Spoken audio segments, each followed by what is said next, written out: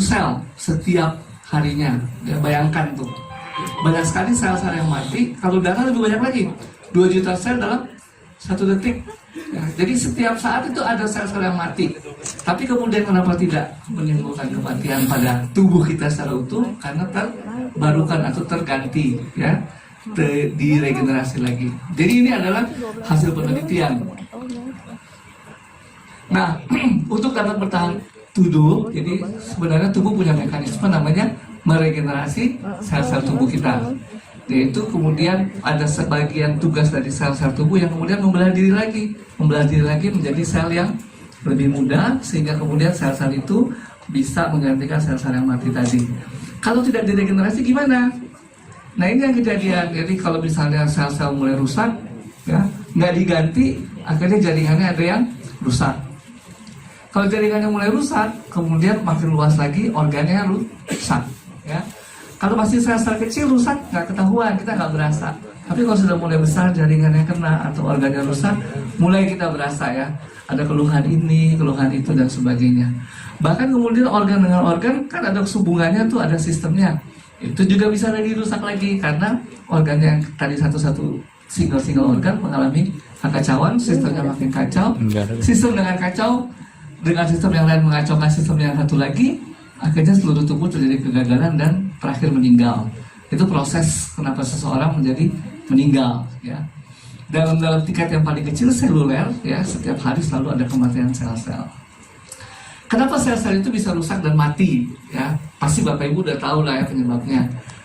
Nah, ini mungkin udah sehari-hari, ya, sampai kadang-kadang nggak sadar. Ada yang dari luar kota Jakarta tidak? Ada. Yang terbang kalau masuk, ya. Nah, kalau masuk Soekarno-Hatta itu udah nggak kelihatan Jakarta, ya, kotor sekali. Tapi kalau nanti balik, entah ke Bengkulu, entah ke mana lagi, ya, mungkin ada yang Flores Timur, itu lebih jernih udaranya, kelihatan, ya. Atau kalau sekarang Bapak Ibu yang dari daerah datang ke Jakarta nggak pernah lihat langitnya biru. Kenapa? Ya ini dia masalahnya polusi, ya. Polusi di Jakarta itu segitu hebatnya, sehingga kita kemudian banyak challenge, ya, dalam tubuh kita, banyak sel-sel yang rusak, ya. Ditambah dengan makanan juga sudah beda, ya. Makanannya beda, ada polusi lagi, rokok, ya. Itu semua adalah zat-zat yang meracuni tubuh kita, ya, sehingga kemudian sel-sel kemudian harus rusak dan mati. Mungkin kalau pernah dengar, ya, racun-racun ini menimbulkan antioksidan di dalam tubuh kita. Bukan antioksidan, apa namanya? Radikal bebas, ya, radikal bebas yang harus dilawan dengan antioksidan, sehingga itu membuat tubuh kita rusak, ya. Makanan juga bisa keracunan dari pestisida, ya, karena itu kenapa sekarang pakai seperti itu? Karena petani mau banyak makanan yang dihasilkan. Begitu banyak orang Indonesia mesti makan, jadi dikasih pestisida, dikasih pupuk, dikasih banyak bahan kimia, dan semua itu ternyata mau nggak mau meracuni tubuh kita karena kita memakannya. Oke. Nah, ini kalau Bapak Ibu sudah di Jakarta, biar cuma sebentar, 1-2 hari. Nah, ini yang akan Bapak Ibu temui nanti, ya, bahaya polusi, ya. Dan kemudian ini semuanya bisa menyebabkan apa? Gangguan di mata, ya. Contoh yang paling gampang, mata bisa jadi kering atau jadi merah, ya. Tapi yang lebih berbahaya kan kalau mengganggu apa? Mengganggu saluran pernapasan, mengganggu peredaran darah sehingga timbul stroke, ya. Mengganggu sistem hormonal, misalnya timbulnya diabetes. Itu yang paling berbahaya. Buat bapak juga yang berbahaya kalau setelah diabetes terjadi nggak bisa berdiri, ya. Nggak bisa berdiri, yang ngamuk mamaknya, ya. Jadi yang ngamuk, ya. Itu juga bahaya, ya. Itu para pengaruh dari diabetes, ya. Nah, karena itu semua itu adalah namanya proses penuaan, ya. Jadi tadi saya ringkas sedikit, ya, kita mati karena ada proses penuaan. Proses penuaan itu terjadi karena tubuh tidak bisa meregenerasi dirinya, ya. Tubuh harusnya bisa meregenerasi diri karena di dalam tubuh itu ada namanya stem cell. Jadi stem cell itu adalah sel-sel muda. Sel-sel muda yang tugasnya memang harus meregenerasi diri, ya. Harus membelah diri, meregenerasi sehingga menghasilkan sel-sel baru untuk mengganti sel-sel yang mati dan jaringan yang rusak. Nah, ini jadi pemikiran. Nah, si dokter Kaplan ini, dia berpikir mungkin kalau penyakit ini disebabkan penuaan, apakah bisa dengan memberikan sel-sel yang muda tadi, stem cell tadi untuk terapi. Jadi ini sudah menjadi satu metode baru ya di dalam kedokteran untuk memberikan sel-sel yang muda tadi. Ya seperti ini gambarnya kurang lebih ya. Ini mungkin sudah berusaha sekali dengan mikroskop elektron ya. Jadi stem cell terapi itu adalah sel-sel muda yang dimasukkan lagi, disuntikan ke dalam organ. Itu stem cell terapi. Nah, ketika sel-sel muda itu disuntikan ke organ, diharapkan ketika dia masuk ke organ tertentu, ke otak, jadi sel-sel otak, ke lutut, biasanya lutut ya sering ini, dia menjadi sel-sel bantalannya lutut ya, yang memproduksi olinya lutut ini ya, itu adalah sel-sel terapi ya. Jadi dia menggantikan jaringan yang rusak sesuai dengan jaringan apa yang dirusak, yang kita harapkan diganti ya. Jadi itu stem cell dan fungsinya diharapkan setelah itu jaringan tergantikan, fungsinya menjadi baik. Nah ini sel-sel muda nggak sembarangan, jadi nggak bisa juga saya terima donor dari siapapun, misalnya saya terima dari bapak gitu ya, nggak bisa. Karena setiap orang punya sel sendiri ternyata ya. Kan nggak pernah ada dua orang yang sama persis ya, meskipun kembar. Ya, kadang-kadang kembar sendiri, kadang-kadang kita juga nggak bisa selalu terima sel dari saudaranya. Ya, jadi emang sel kita sendiri yang diambil. Kebanyakan itu sel kita sendiri diambil, lalu harus dibiarkan, dicari, nah baru kemudian itu disuntikan ke organ yang rusak tadi. Ya. Nah ini contohnya ya. Kalau mau lihat gampangnya ini ya, stem cell itu adalah yang bulat-bulat ini, ya, yang bulat-bulat. Ya. Kan asalnya kita bulat ya. Kalau tahu ini kita cuma asalnya dari sel telur, bentuknya bulat. Temannya kecebong ya, nah, itu cuma begitu aja ya. Tapi dalam 3 bulan ya, dalam 3 bulan setelah bulan keempat kita udah bisa merasakan bayi kita ya, bener nggak? Nggak sih, bapak-bapak nggak pernah bisa merasakan ya. Yang merasakan hanya ibu-ibu ya, setelah bulan keempat, bulan kelima. Jadi setelah 3 bulan udah lengkap, udah ada telinganya, udah ada mata, udah ada otot. Padahal tadinya bulat-bulat doang. Nah yang bulat-bulat itu yang stem cell ya, kira-kira seperti itu gambarannya. Kemudian dia bisa jadi sel otot tuh yang merah, kalau Bapak Ibu lihat ya, kayak daging ya, ada serat-seratnya. Atau yang di bawah itu sel saraf ya, sel saraf tuh yang warna biru merah di bawahnya itu. Nah itu lebih rumit lagi bentuknya, kan banyak cabang-cabangnya kayak pohon gitu ya. Nah itu yang terjadi, stem cell bisa berkembang jadi sel dewasa. Jadi yang disuntik yang bulat-bulat diharapkan nanti disuntik di otak jadi sel otak, disuntik di lutut jadi sel-sel lutut dan sebagainya, untuk menggantikan jaringan yang rusak. Nah, ini sebenarnya stem cell kita punya cadangan ya. Jadi bukan berarti setelah dewasa, setelah 9 bulan kita lahir udah lengkap semuanya nggak punya cadangan. Jadi tubuh kita tetap punya cadangan stem cell. Kenapa? Karena memang kita kan hidup sampai 70 tahun mungkin 60 tahun. Kalau nggak bisa meregenerasi, mati muda dong ya. Tapi kenyataannya nggak mati muda karena tubuh kita punya stem cell sendiri ya. Cuma kebanyakan setelah umur 18 tahun pensiun ya. Kalau Bapak Ibu pensiunnya umur 70, 60 tahun, tapi yang ini 18 tahun kebanyakan ya. Bukan berarti semua sel akan itu, sel-sel darah tetap produksi terus ya. Tapi kalau sel-sel misalnya pertumbuhan ya, ada yang tambah tinggi setelah umur 20 tahun? Nggak ada ya, itu nggak pensiun tuh sel-sel pertumbuhannya ya. Paling pertumbuhannya ke samping ya. Itu yang paling banyak. Nah, jadi kebanyakan udah pensiun sehingga kemudian ketika terjadi kerusakan nggak bisa diperbaiki, timbullah penyakit-penyakit tadi ya, stroke, jantung koroner dan sebagainya, sehingga kemudian berakhir pada kelumpuhan dan kematian ya. Nah ini sebenarnya nggak terjadi kalau zaman dulu. Zaman dulu mungkin punya kakek nenek umur sampai 80 tahun ya, tapi sekarang makin lama makin muda nih, umur 30 tahun, 35 tahun sudah mulai sakit jantung, darah tinggi ya.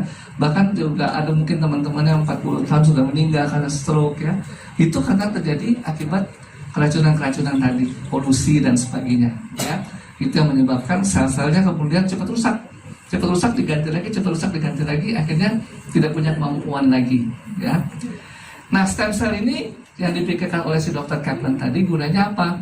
Gunanya ya sebelum semuanya rusak diambil dulu deh, disimpan, dibiak ya, kemudian disuntikan ke jaringan yang rusak tadi supaya menggantikan jaringan yang rusak tadi. Itu pemikirannya seperti itu ya, untuk mengganti sel-sel yang rusak ya.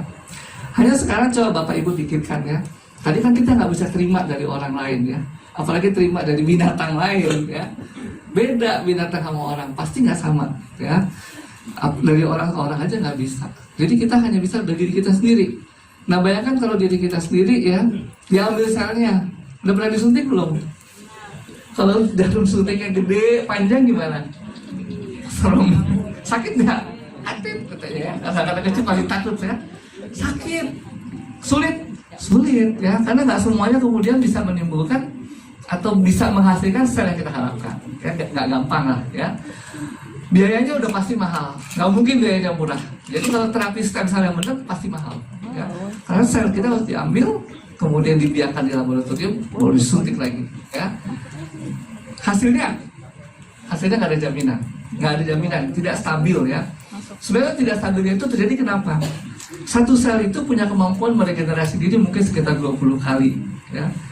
Nah kita nggak pernah jamin nih bahwa ya kemudian bukan kita ya, dokter nggak bisa pilih, oh ini sel yang baru membelah diri 1 kali atau 2 kali, nggak bisa. Dia ambil aja semua yang namanya sel muda. Ada yang udah membelah diri ke 15 kali, mungkin tinggal 5 kali sisanya. Makanya kadang-kadang harus diterapi lagi stem cell, ya nggak gampang ya, nggak stabil karena tadi dokter nggak bisa milih-milih. Oh ini yang masih 2 kali membelah diri, nggak bisa. Ya, diambil aja semua, dibiarkan semua, disuntik semua. Jadi hasilnya tidak akan pasti, ya, tidak akan semenjanjikan teoritisnya. Ya, oke. Jadi ini mungkin yang Bapak Ibu bisa lihat. Jadi kita tuh membuat dokter tuh pemikiran stem cell untuk menggantikan jaringan yang rusak, tapi ternyata ya masih mahal, sakit, ya, sulit juga dan hasilnya kurang menjanjikan. Oke. Ini tadi sudah disebutkan ya. Jadi tidak mungkin atau ada jaminan 100% gara-gara disuntik ini jaringannya pasti perbaikan. Nggak segampang itu juga ya. Bahkan dari tubuh sendiri, kalaupun disuntikan belum tentu tubuhnya bisa terima. Kadang-kadang juga mungkin tubuh punya proses penolakan tersendiri ya. Karena setelah di laboratorium ada proses dan sebagainya, ada perubahan-perubahan, disuntik lagi belum tentu jadi seperti yang diharapkan. Nah itu mungkin sekilas ya tentang stem cell ya. Jadi Bapak Ibu, kenapa kita tadi menua? Karena kita mengalami kerusakan sel mati gara-gara polusi ya. Harusnya kita bisa meregenerasi diri ya dengan cara stem cell tadi, tapi nggak bisa ya karena terlalu banyak polusinya, terlalu banyak makanan yang kita makan beracun. Akhirnya orang dokter berpikir, oh kita suntikan aja stem cell dari luar. Ada yang berhasil, ada yang enggak. Harganya jangan ditanya, pasti mahal sekali, ya. Dan nggak gampang. Ya, siapa sih yang mau disuntikin terus susah, sulit ya. Ngambilnya juga belum tentu dapat sel-sel yang sesuai dengan yang diharapkan. Oke. Terima kasih Dr. Trevino atas presentasinya. Kita kasih tangan yang meriah untuk Dr. Trevino. Terima kasih Dr. Trevino. Semua yang disampaikan Dr. Trevino tentunya sudah sering kita dengar juga. Dan alternatif terapi stem cell itu sebenarnya ditawarkan oleh SOP 100+, karena yang akan dilakukan adalah ketika SOP 100+ ini masuk dengan 3 patennya. Masih ingat dong teman-teman, satu apa? 2, 3, Mr. Robert, they all know the patents. Very good.